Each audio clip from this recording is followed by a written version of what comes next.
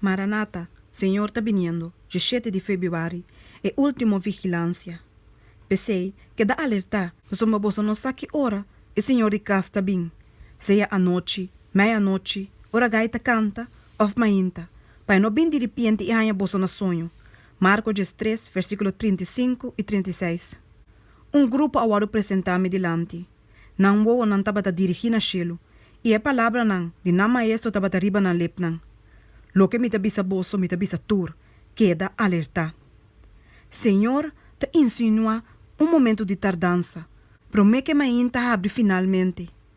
Pero não que para não sucumbir dor de cansancio, e tampouco para não relax na vigilância ferviente, diz para sua mainta não te abre banang, mesmo lie com não espera.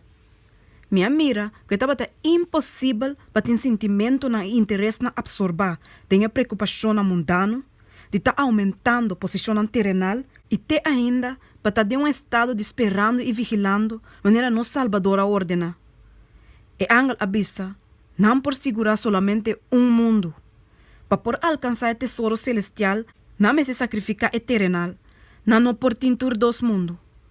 Minha mira que vigilância atrás de vigilância estava da coisa de antes. Para motivo desse aqui, mas se tem falta de vigilância? Oh, não! Tem grande necessidade de constante vigilância.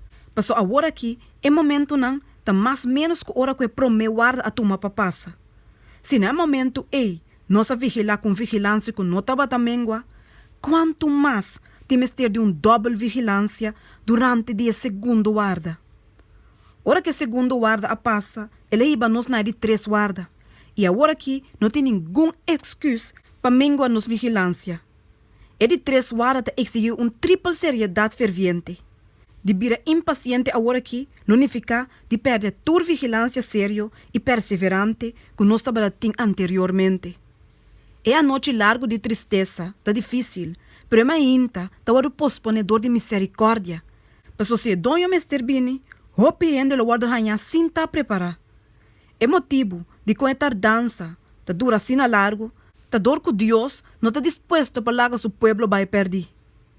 A diferença entre snango de estima mundo e snango de estima Cristo tá assim claro, quase para tá inequivocável.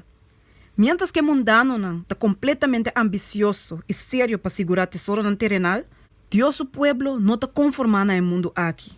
Pero está demonstrador de uma atitude de estar ferviente, de estar guardando e de estar vigilando, que não guarda transformar.